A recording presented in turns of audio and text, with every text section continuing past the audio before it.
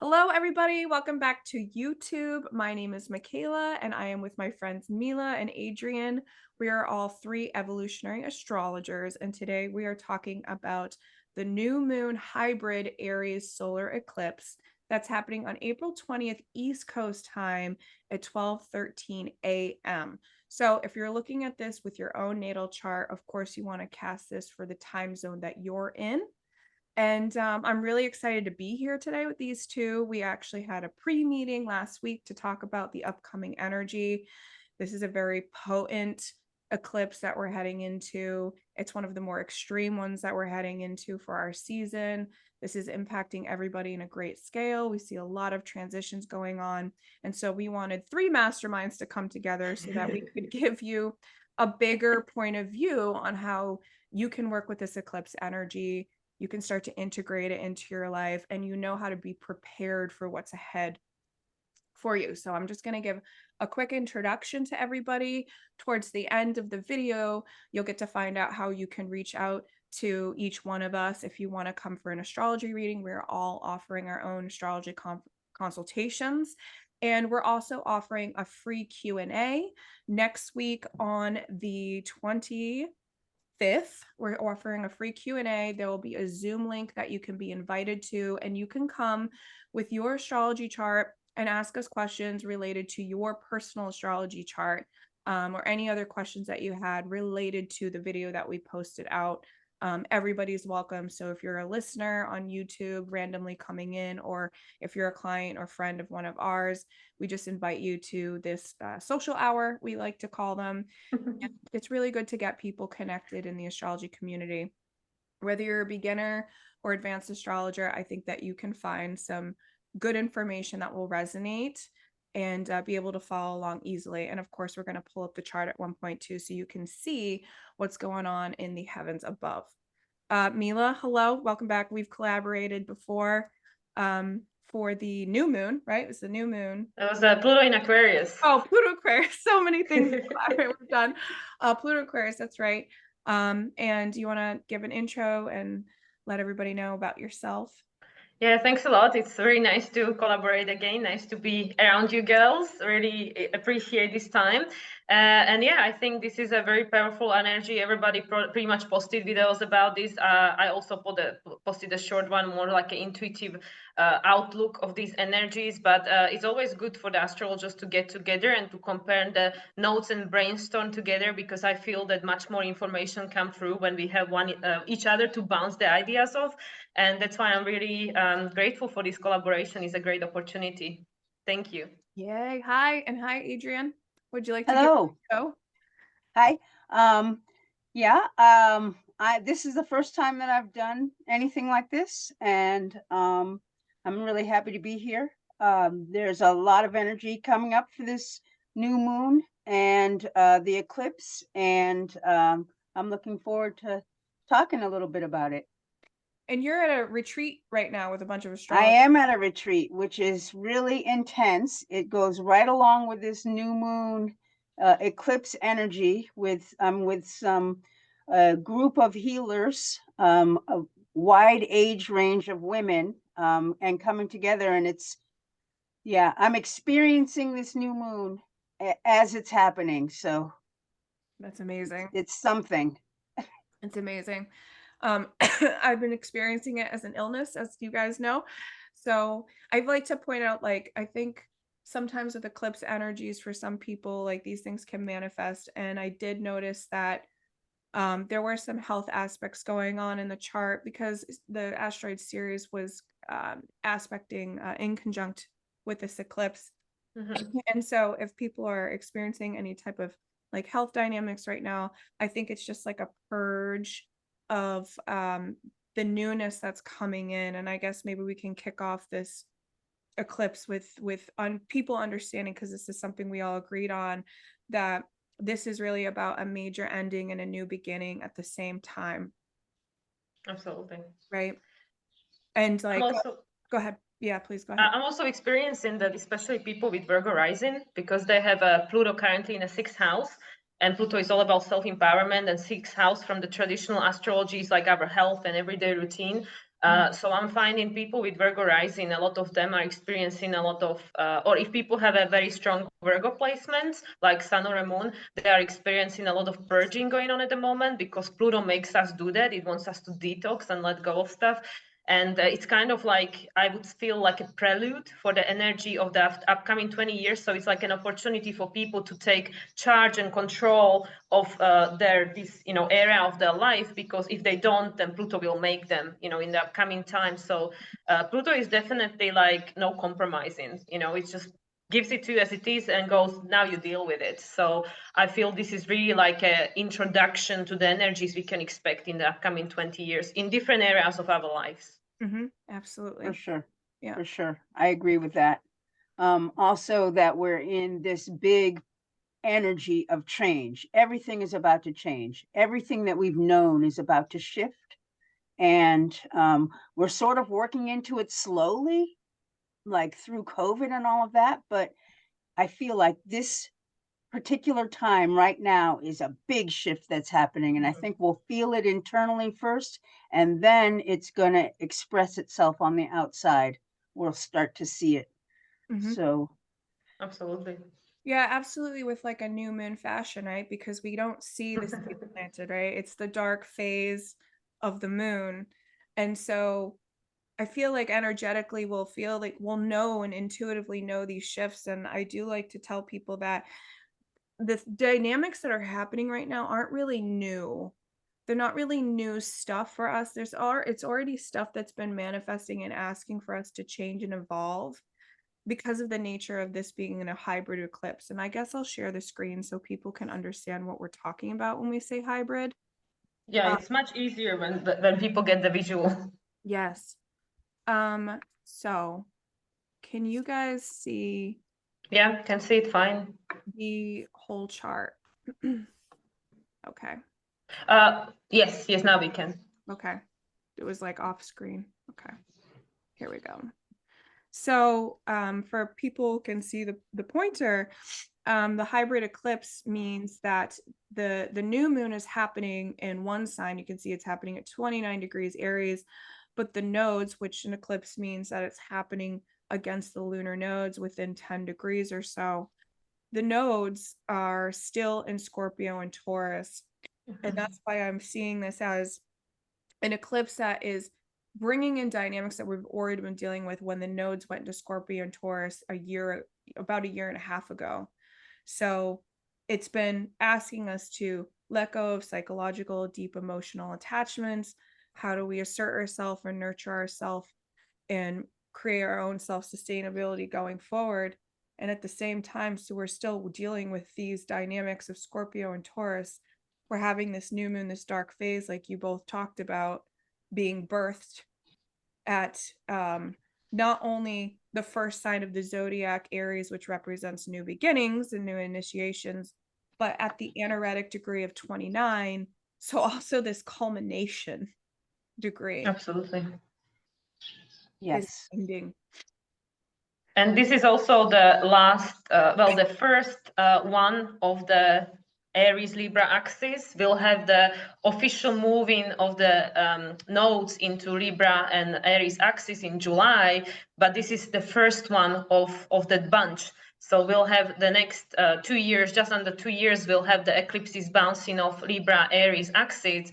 But this is the first one of Aries, but we'll still have the eclipse in Scorpio next month, and also in the fall we'll have the last eclipse in Taurus. So that's why it's such a mixed energy of this, something is ending but something new is pushing forward, like the baby, through the birth canal. It's not out yet, but it's already crowning, it's already pushing forward. And that's literally the energy we as a human consciousness are embodying or learning to embody with all this energy in Taurus, teaching us to embody, to ground this energy of this new force pushing forward through the birth canal, but it's not out there yet. And that's why Pluto is just dipping its toes into Aquarius, as all the astrologers are talking about, and then retrieving back to Capricorn, which again is the earth energy. We need to ground it. We need to learn how to manage this energy, because Aquarius is really like electricity. It's really fast, it's very accelerated, and our human DNA is also wanting to adjust to this force, this fastness and this acceleration of evolution. And that's why we have this transitionary year also being highlighted by the hybrid eclipse, the transition from these two, one energy, this yin into yang, from yang into yin. I really love that visual of the crowning. No, it is. Right? Because, you know, on one side of it too, and I was thinking about this like 2 nights ago, where because Aries does represent a part of our self-emerging and our identity, right? The first house is the rising sign in our chart. And so it's when with this the sign that's rising in the sky, and it represents like our body in an essence, and how we direct ourselves out in the world.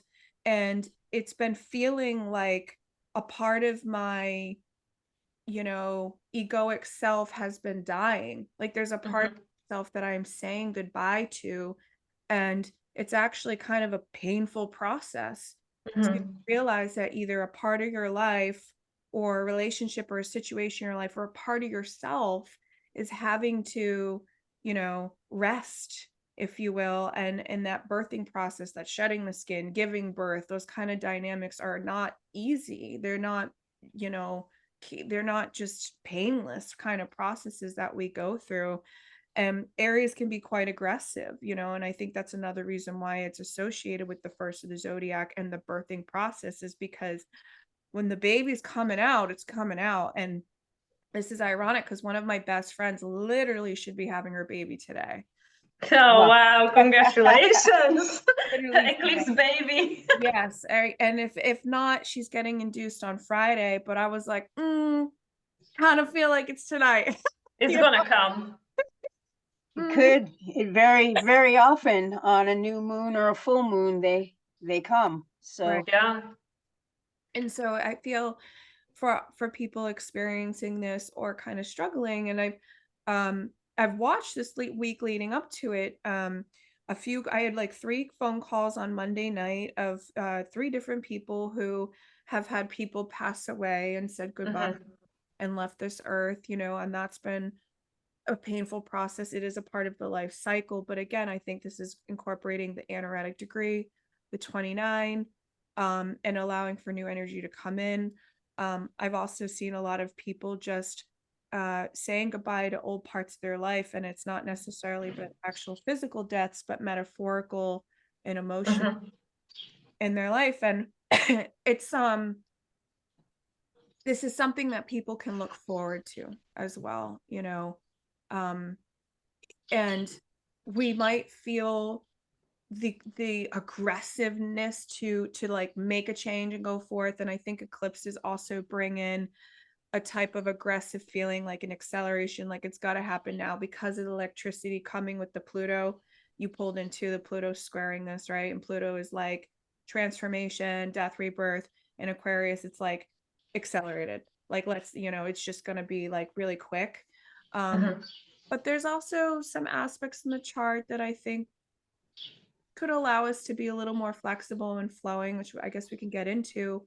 Yeah. I want to talk about the ruler of the eclipse being Mars and how that's forming a grand trine with the Saturn and Pisces and the South Node in Scorpio.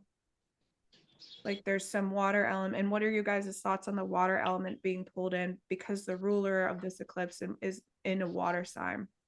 Well, I just wanted to add a few things before we move into it, that what it really reminds me of what you just described, because we have Pluto squaring this eclipse, which is like very intense energy, and that's what makes this eclipse so transformative and intense, and also because Pluto is squaring the nodes of the moon the entire year. But what it really reminded me of is this Pluto square Pluto, you know, when we each of us are going through the Pluto square Pluto in our experience, which me and you, Makayla, we are just about to embark on in a few years time. But Adrienne can already tell us about her experience, and how Simon, our teacher, constantly describes to us that when Pluto squares your Pluto is a death of the ego.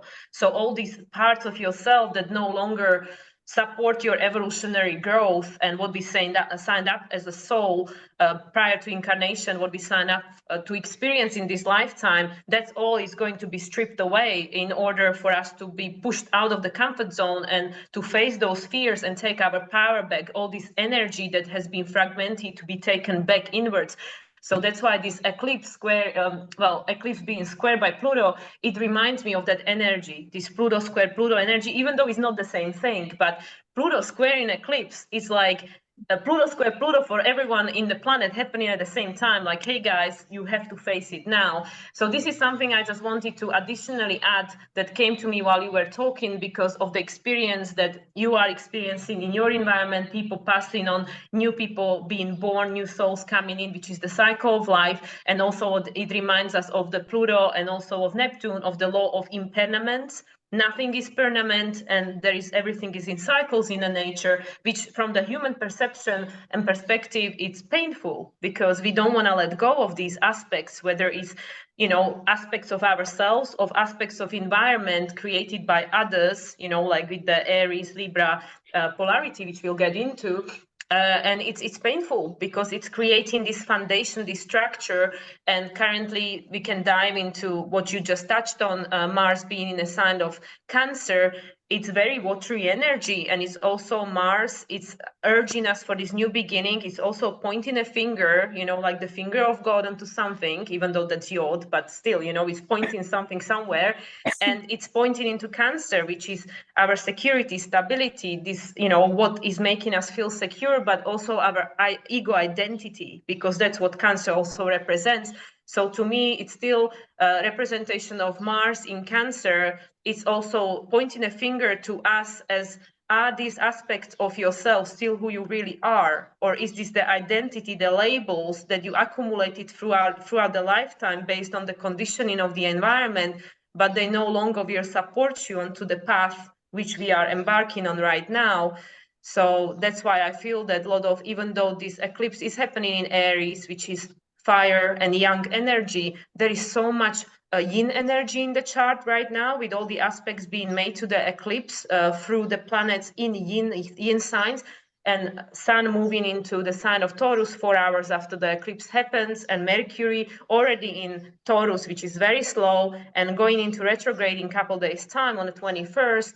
It's all making us to slow down. So I feel like this eclipse is like literally like this bolt, like this electric shock to the system, which is giving us this prelude of what's to come, this like first nuggets of information, which is unclear yet because it's a new moon, it's dark, there is no light, we don't have the full understanding of what the hell is being sown into the ground, which will probably become much more obvious during the full moon in Aries on the 29th of September. Again, the number 29, very important.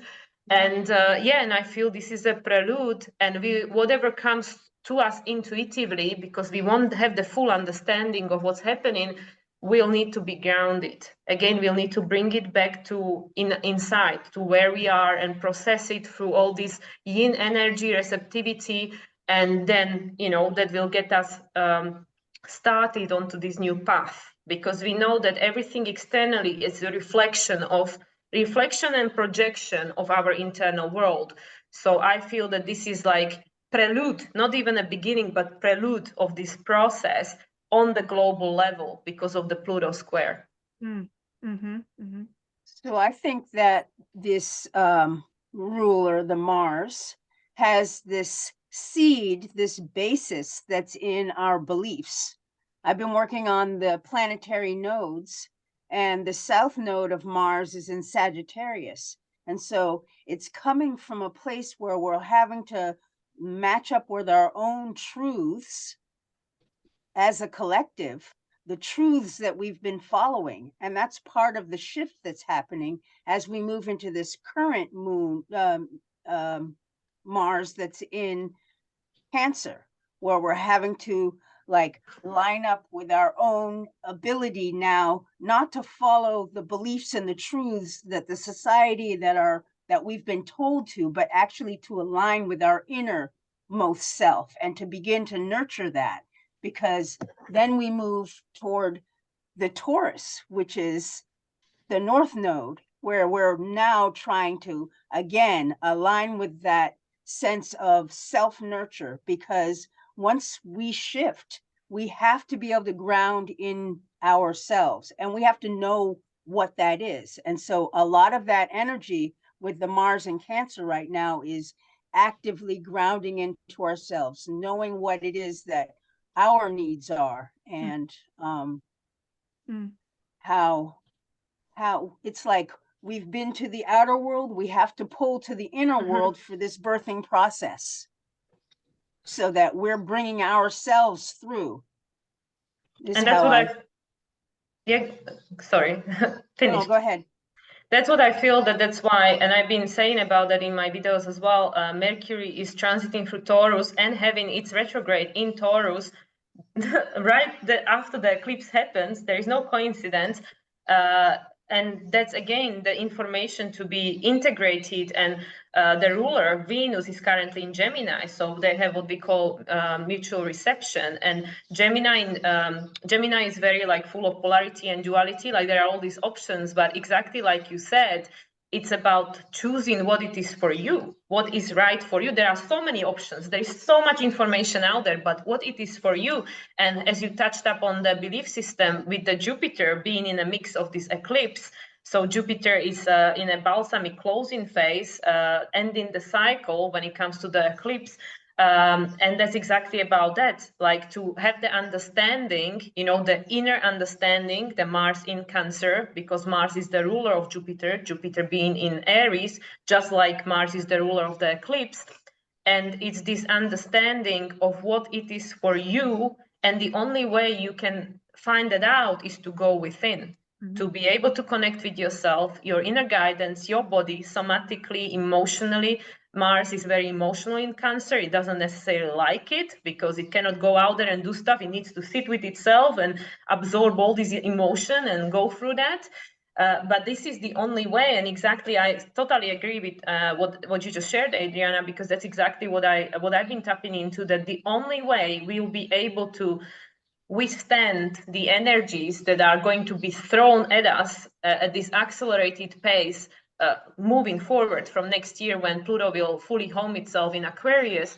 The only way is to have this ability to go within, because there'll be so much happening externally, and we cannot even possibly predict what that all is going to look like because of this Aquarian nature. Uranus is very unpredictable. And the only way we'll be able to not go crazy, literally, and this is for every single human on this planet, the only way we'll be able to navigate through these upcoming times of massive change, is to have the ability to center, ground, go within, and to have the trust within, because things that are surrounding us might not be there for much longer, or not in the way that created the sense of safety and security. And that's why also Mars in Cancer, as our fellow other friend Cara explained in her video yesterday, which I watched, is that, do you feel safe? Do you feel at home with yourself? We need to home these, create the home within, this emotional self-reliance, right? And I think this is what this eclipse is inviting us to start working on, because this is the year. We will not get another year of chance, because once Pluto moves to Aquarius, it's a showtime. So that's why this is a prelude. And I feel this Aquarius, this new moon solar eclipse, part 2, and there is again no coincidence. We have 2 new moons in Aries. This is quite a rare phenomenon. It's not something that happens very often.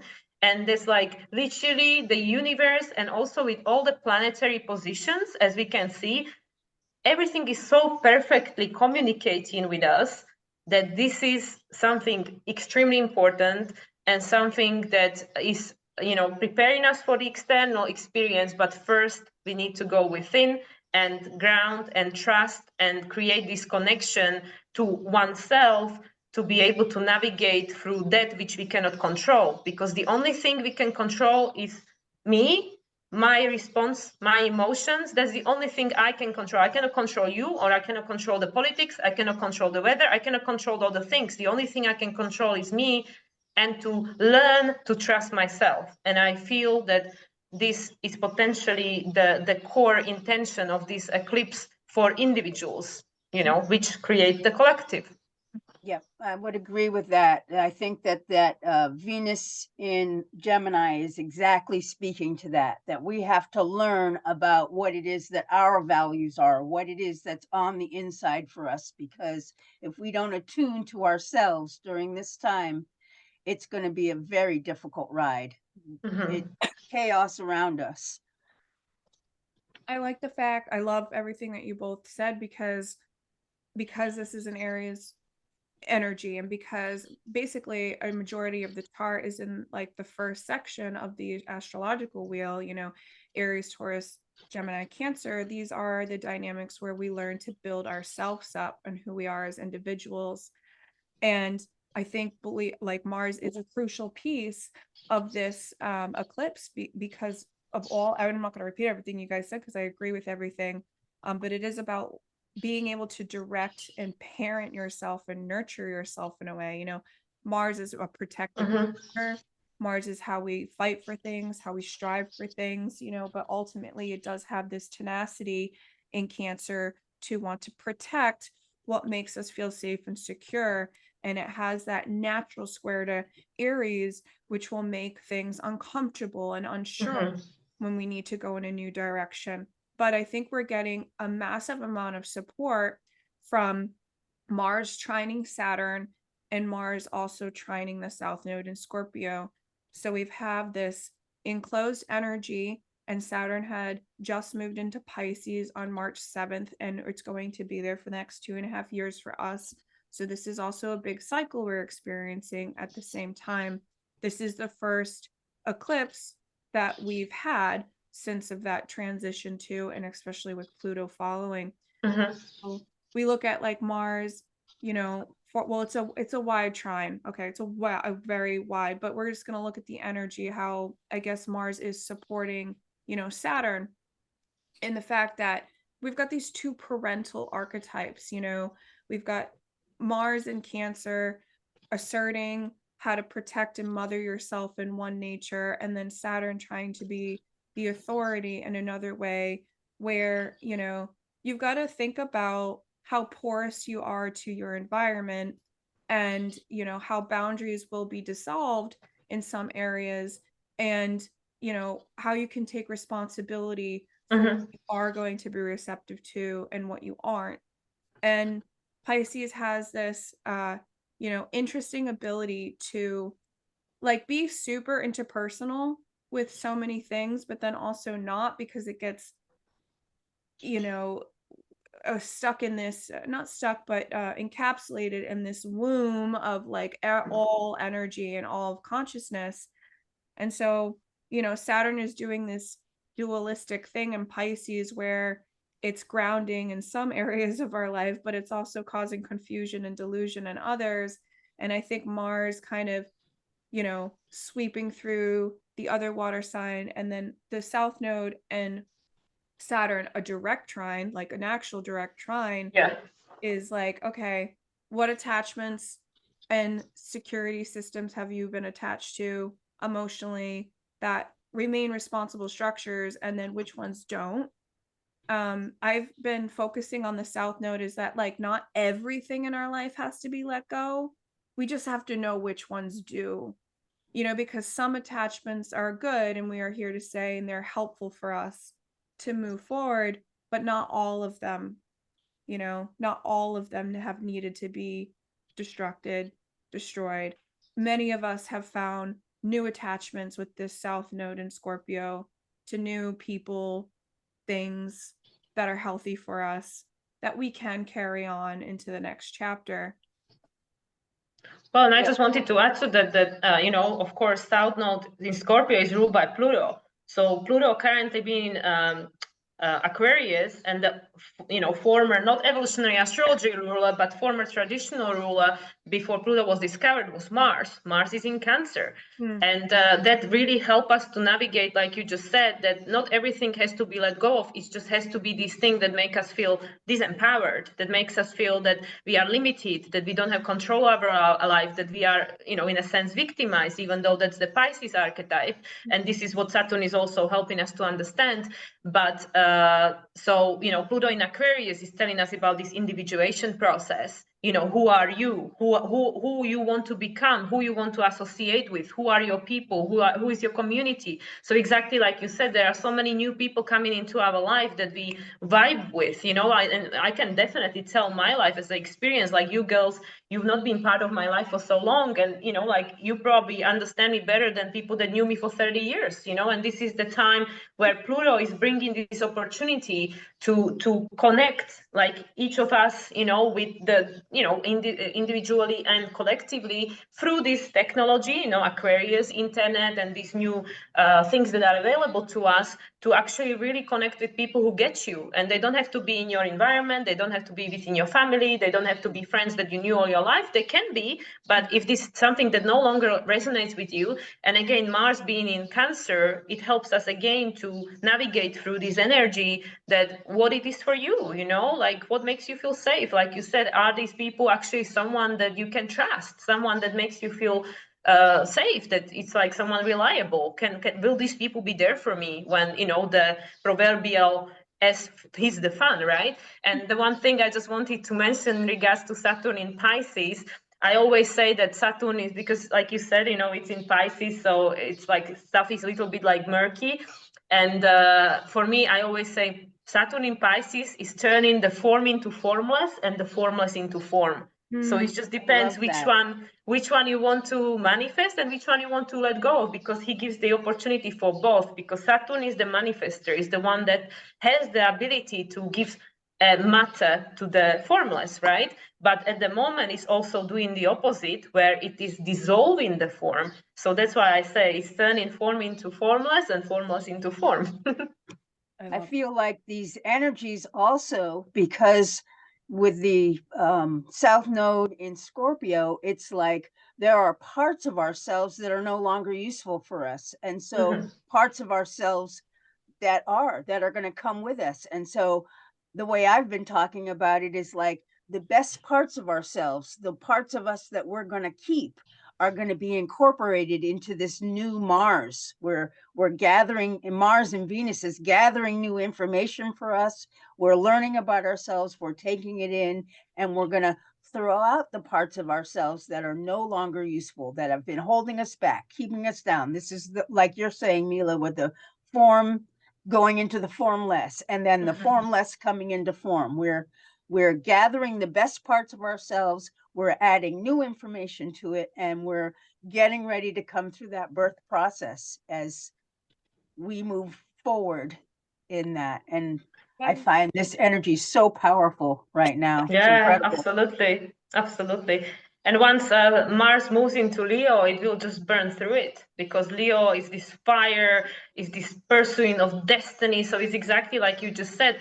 Mars and Venus are both accumulating this information. And then when they both go into Leo in the summer, and Venus will have her retrograde in Leo, that will be the opportunity to really step into it, like really to, because fire is the creation. It's like Aries, it's the creation of this energy. So that's why I really feel that actually many astrologers are pointing out that this which is being seeded now, which we cannot really see yet, it's going to become more apparent when Pluto will make the exact square to the nodes, which will be on the 28th of July. And at that time, we'll have Venus already in Leo in retrograde, the nodes already shifted, you know, all this for another conversation. But I feel that Leo season is going to be very potent and very gives more clarity to what we don't know yet, but which is being triggered and started at this eclipse. I feel the Leo season will give us much more understanding of what's going on here. The Venus is also right now, because Venus is like in the middle of all this action. I feel like she's not in her lone self, but she's like over here in Gemini, like just collecting all this, like making all these connections in her Venusian beauty way, and you know, being very busy, like behind the scenes almost. But you know, Venus is in mutual reception with Mercury, right? Because Mercury is comfortable in Gemini in rulership, Venus is in rulership in Taurus, for people who don't know. So these two planets can swap sides at one point in this eclipse, in this energy. They can kind of go back and forth. And because these are personal planets, and we are so in tune with these personal planets every single day. We're constantly getting information and feelings from Venus and Mercury. I think it's really important for people to look at what's coming up with Mercury, that Mercury house. Like, look at the information coming in, look at who you're hearing from, you know, what's coming up for you right now over this last week and over the next couple of weeks. And like, what's Venus asking you? Venus is kind of, I think when planets are in Gemini, we do get two options. We get two paths, we get two choices. You know, sometimes we can't take both, you know, but at least we're like being able to balance between the two. That can kind of get confusing sometimes to be like, okay, well, which path or direction is right for me? But when we're in a fire energy in a sign, it's really about using your intuition, right? Like being like what feels right, like getting into that solar plexus energy, like the yes or the no energy, you know, knowing if it's a yes, knowing if it's a no, you'll feel it within your gut. You'll, you know, I always tell people when you connect to the solar plexus, if it's wrong for you or if it doesn't feel right, you'll start to feel sick. Like your stomach will start to feel bloated and hard and intense. It won't be easy. Your body will always be a direct response of like what is emotionally right for you or intuitively right for you. Your body's going to tell you how you're feeling. Hence why like sickness right now, you know, not to call my own self out, but like sickness right now, it's like, okay, you need to shed some stuff. You need to let go of some stuff so you can get ready for that new energy to come in. You can get new, like ready for that movement to come in. And then, like you said, Mila, Venus moving into Leo later on in the year in July, you know, she's going to have a nice long retrograde in Leo, which I think is a fun retrograde for us to look forward to.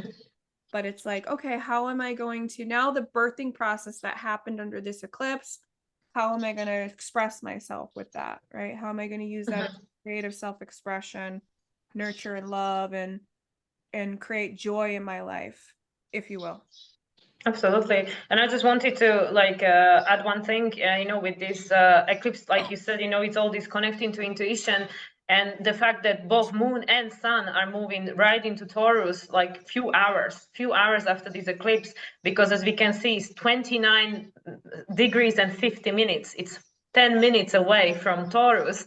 And again, that is no coincidence. And, you know, moon is the ruler of Mars. So Mars going through the sign of Cancer, it's getting this cyclical, emotional, you know, understanding of everything, because moon go through the zodiac in 28.5 days. So Mars being ruled by the moon at the moment is literally accumulating 360 degrees of our emotional state in every single area of our lives to help us identify which is the new direction, which is the new me, which is the, you know, this instinctual desire for moving forward into the future. And moon moving into the Taurus, like I mentioned, I think it's like 3 or 4 hours after the eclipse.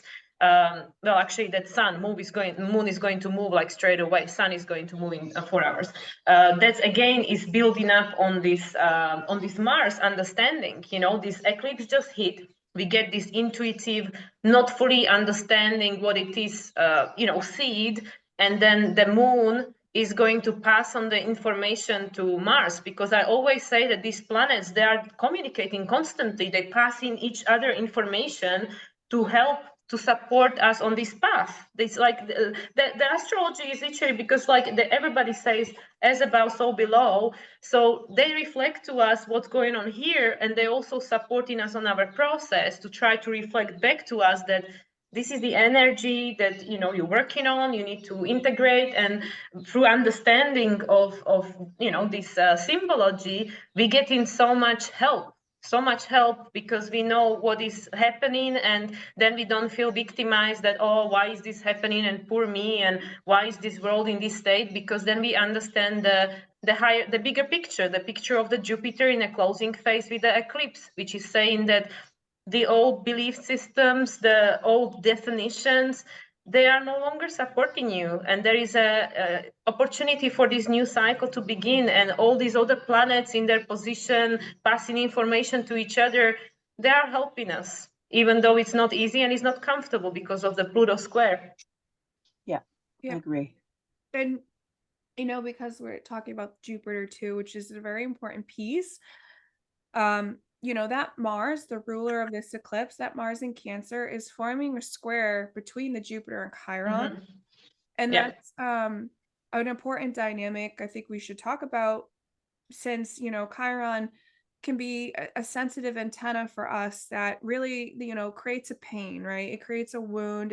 It's sensitive to a wound around our identity and then our belief systems, which is really important. Adrienne, you talked about before, especially with the South Node ruler of Mars being in Sag, right? There's all this repeating themes coming in of like, okay, it is going to be painful to leave some of our old belief systems behind and our own truths behind. And, you know, it can be a painful process, but when we deal with Chiron, I like to think that we don't have to identify with our wounds anymore if we want to heal from it. You know, like we can understand that we've been wounded at one point in our life and that it's played a crucial role, but it doesn't make you who, like, it doesn't color your life. Like, you don't have to relive that story all the time. Mm-hmm. Heal from it, know it happened and have that wisdom, but you can carry on. Like, you can move on from that wound and you don't have to identify with what it is anymore. And you can go into Yeah. the new beginning. The wound can become your strength. And you can Exactly. take that with you. Yeah. You know, the battle scars, and we can take that with us. I once heard Stephen Forrest talk about the moon, you know, and how it's imprinted in our soul, and how each crater in the moon that we see when we look at the moon is like the emotional imprints that have happened on us, right? The emotional sensitivities that we've experienced and how that impacts our own personal hearts and our own personal space, you know. And that always gave me a nice visual, because when we look at the moon, we always love its silver glory and its beauty. And we're always like focusing in on those crevices and how they're all so different from everyone. So, and in essence, like, if these little pains are coming up for individuals who are listening right now and who are resonating with some of the wounding that's happened in their life and some of the letting go, and it is difficult energy, you know, it's eclipses, I don't think, aren't supposed to be easy. It's kind of like karma, and in essence, knocking on our door. Now we're responding to fate of what we've built up to for ourselves, and the universe is helping usher us with a gentle but kind of not so gentle push into the next direction. Yeah. You know, the crowning, like, it's like the last push out. Exactly. I mean, really, that's how I see it. Just definitely the last push out, because yeah, all of the planets seem to be aligning, where we're just gathering these new seeds are being planted. In fact, psychically, we can probably feel something that's what those seeds are about. And it won't be long, and they're just going to express for us. And so, in order for us to be ready to receive that, we have to be aligning with what's on the inside. We have to figure out what that is, and then take those best parts of us forward. Absolutely. Yeah. And actually, I think this is a startup of the nodal shift cycle. You know, this is like, again, a prelude to the energy that we will be on a collective and individual level processing once the nodes of the moon fully moved into Libra and Aries. And that will be then 18 months process until the beginning of 2025. And I really feel that this will be the time where people will more focus on, like, it's not selfish, because, you know, you cannot look at the little child that is 2-3 year old and say, oh, this child is so selfish, because the child doesn't even understand what that means. And I think it's going to be, for many people, this reset of their lives, where they go back to that. They go back to that seeking and that need for discovering, as like with your children, like literally, like all this programming that happens when we are children, where we get conditioned by the society, culture, religion, everything that we are being surrounded by. it's going to be stripped away, because now the nodes will be moving into this Aries Libra axis, and it's impacting us and how we relate to other, and then how the other relates to us, because we represent this mirror to each other. So, you know, we always this Aries and Libra to someone, and we are that for them, you know, it's a mirror effect, right? And I really feel that this eclipse is the introduction to that energy, which we'll be experiencing for the next 2 years, while these nodes of the moon, and I'm sure we can make a video and talk about it in much more depth at another time, but this is really the introduction to that, because like, you know, we keep repeating the same theme, that it really is about knowing yourself, what is important to you, what is your belief, which is the perception of reality through which we see the world, the lens. And a lot of people, they don't know. Like, if you ask person who you are, they tell you, oh, I'm an accountant, or I'm a web designer, or I'm this and this, but that's not who you are. That's just the label. It's not who you are. And then when you really ask people, who are you?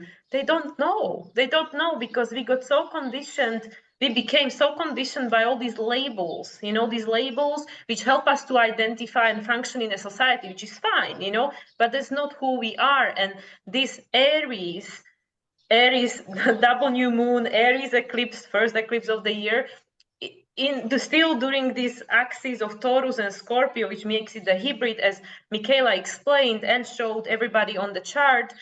This is no coincidence. This is no coincidence. The first eclipse of this year, with all these other positions, you know, Saturn in Pisces, Pluto in Aquarius, there is no coincidence that the first eclipse of the season is this very weird 2950 degrees Aries eclipse as a second moon. And that's to really, really double line the importance of how important that it is to have this reset, not this economic global reset that everybody keeps talking about, but on an individual level, to really reset your life, not let go of everything, but really re-evaluate who you are, but not the labels, who you are in your essence, and what are you here to do. And I think this is the beginning of that process that also is going to take us throughout the entire cycle of Saturn in Pisces. That's again a connection to the same thing, you know, dissolving that which no longer serve us, and regaining the parts of ourselves which we had to let go of because they weren't accepted by the society when we were growing up, by the conditioning. And this is, for me, everything is, and I know I'm maybe not explaining it correctly, because my brain works so fast creating the connection, and it's more difficult for me to translate it into language which is understandable for people that don't potentially follow astrology. But to me, it's very clear, this message which the cosmos is trying to give us and help us, support us, because this is the process that we are all embarking on, and it's the opportunity to start all over again if there is stuff in your life that no longer supports you, make you happy. And that's again the reconnection with yourself and your emotion, because our body constantly communicates with us. It gives us a feedback. Are you happy? No. Why are you not happy? And what can you do to make yourself, you know, happier? And this is the process. And this nodal shift that will happen in summer, it will properly kickstart that, where people will start really focusing on that what it is for each of us individually that would create a life of deeper meaning and purpose, and what shift needs to happen in order to get us on that path that will then lead to this liberation, as is promised by the Aquarian age. But this is a completely different, very deep rabbit hole that we could dive into, and it's for much longer discussion. Well, you just made me think of something that's majorly connected to this big cycle. So if we think about Aries energy, its association with the military, for instance, and first responders and rescuers, right? And I have a military background. Okay. One of the things in our training is you can't help your other soldiers and the other people and your comrades until you've become strong enough yourself, right? That's why we go through boot camp. That's why we go through hard training, so that we're physically and mentally strong enough that if we need to carry another soldier out of combat, you know, we're prepared to do so. And essentially, the new moon that happened at the beginning of the month and this eclipse, right, is preparing us for, I'm not trying to scare people and not meaning literally, right, but you never know, but life combat, right? So it's warrior training right now for us to be self-sufficient and strong enough on our own. And if we look at this, if we think about this, and I know that other astrologers following this, I think will see this picture. If we look at the fact that Pluto just moved into Aquarius at 0 degrees, it's about unification of people and humanitarian unification overall, right? Over its 20-year cycle. In 20 years from now, it's going to get to 29 degrees of Aquarius. And when it gets to 29 degrees of Aquarius, it's then going to form a sextile to this 29 degrees eclipse that's happening right now. So right now, the individual work that people are doing to strengthen themselves will help eventually in 20 years from now when Pluto gets to 29 degrees, and it's the culmination, the unification of what Pluto and Aquarius meant. Wow. So it's a very powerful eclipse that's happening right now that we don't even see. We don't even understand. And it's also like no coincidence that the first aspect Mercury made was a square to Pluto. The last aspect Mercury will make before it will move into Gemini, it will be a trine to Pluto. The first aspect Sun is making as soon as it will move into Taurus is a square to Pluto. The first aspect Sun will make when it moves into the sign of Gemini, it will be a trine to Pluto. It's all this, everything is with Pluto. Everything is communicating with Pluto. And that's again, as you just build up, it's this theme of the next 20 years. This is not a process that is instant. Even with the eclipses, we won't feel straight away what's happening.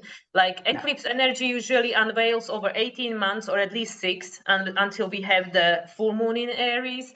And also people can look back what it was for you 6 months ago. You know, what happened in your life in fall when it was the eclipse season, what happened in your life 9 years ago when the nodes were, because the nodal cycle is 18.5 years, so approximately every 9 years or so they, you know, in the same place but in reverse. So what happened in your life 9 years ago, 18 years ago, if you remember that back, or if you're old enough to remember that back, or if you were on this planet 18 years ago, you know. But this is kind of like just the continuation of the cycle, because nothing is separate. You know, we have this understanding that I'm separate from you, but from the higher point of view, from the point of universe and cosmos and purpose of life and meaning, we are all connected and we all working on the same, towards the same path, you know, in a sense, in our unique individuated way, but towards the same thing, towards the same goal. And when we observing these cycles, we can get an idea, not fully, because everything else is in a different place in the chart. You know, it's not the same as it was 6 months ago. Everything else moved, right? But just to get an idea of what is the next layer, because it's just layer building upon another layer to give us a more clarity of the picture that we are building here. And this 20 years build up of whatever is the theme of the 20 years, it's starting now. It's starting today. I feel that all the soldiers were put into the position, like on a chess, you know, on a chess thing. And now everybody is in their position to create this energy. And this energy will be building up over the next 20 years. And in 20 years' time, I keep repeating this world will be a very different place, completely unrecognizable. And in order for us to get from A to B, there is a lot that needs to happen. And this is the initiation. Yep. Today. And Today is the sorry. No, I was going to say, and each of us are going to individuate to help make the whole world individuate. So, and this is where our Mars is coming in right now. Venus is coming in, where we're really turning in and trying to find out who we are outside of the system and the way that it's been in the past. We really have to turn in, feel what it is that you want to do, even though it's scary. You just kind of have to make yourself take that step forward.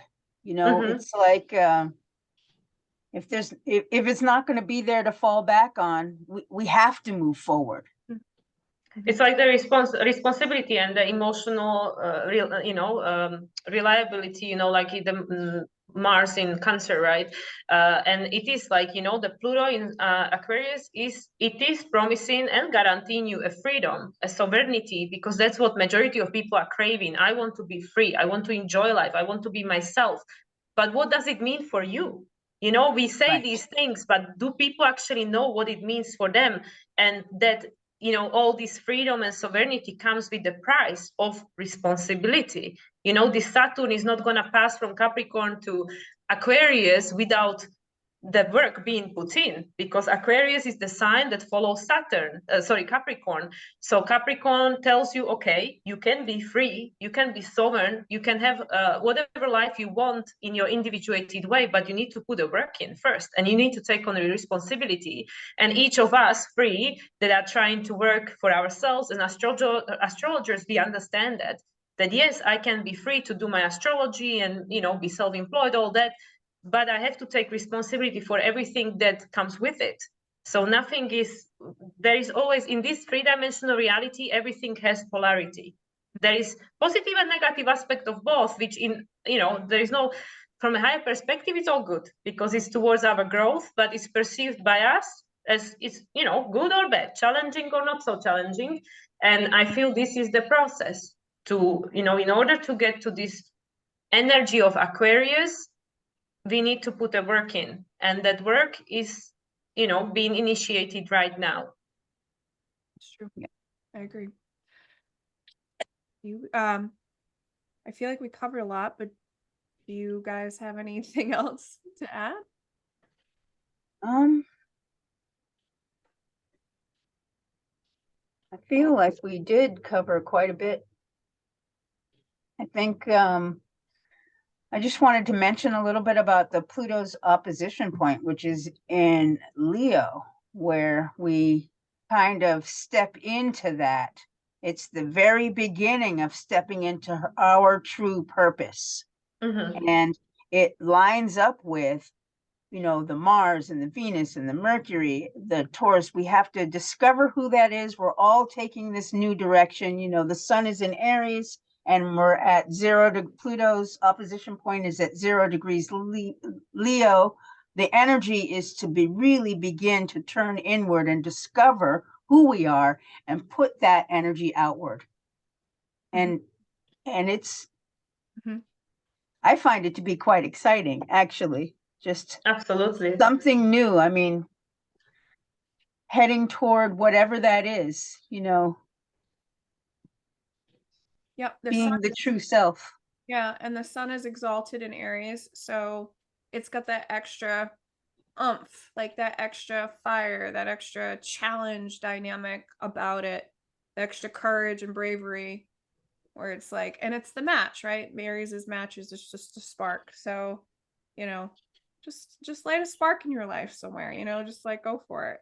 Basically. Exactly. Yeah. And I really feel that will be what will help us also to build better relationships, because once we regenerate this and heal this relationship to oneself, which is this initiation of Aries and going through all the houses leading towards Libra, through this Taurus and Gemini, Cancer, all these, know thyself, know yourself.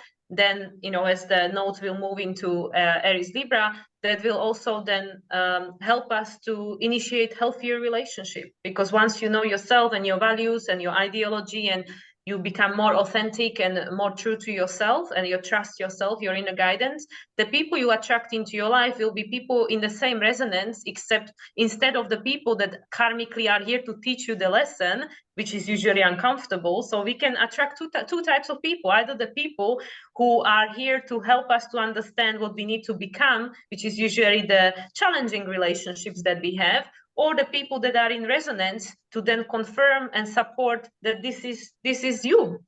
I'm mirroring back to you who you are, or I'm mirroring back to you who you are not and you want to become.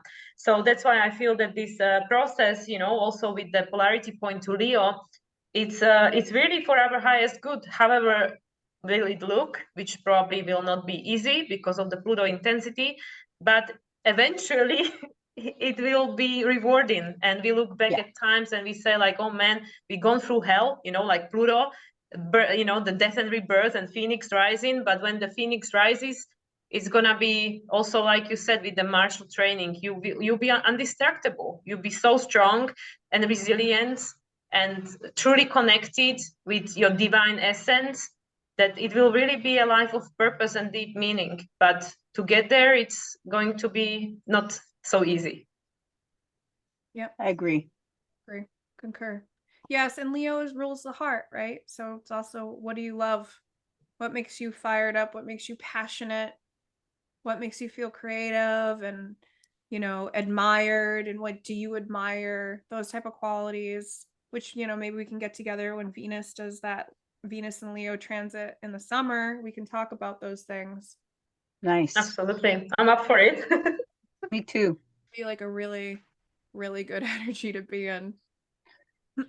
So, all right. So I guess I should stop sharing the screen. Thank you guys for meeting up. You know, this was awesome.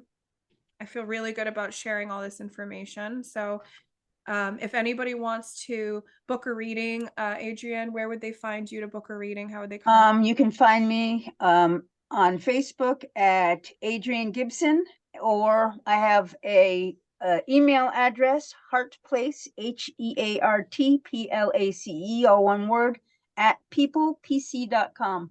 Okay. And I'll put it on the show notes for people as well. Cool. And Mila, the same for you. You have a YouTube channel? Yeah, I have a YouTube channel, Moonlight Soul. If you put in a search bar at Moonlight Soul 369, because I'm sure there are a lot of Moonlight Souls out there, but mine is the 369.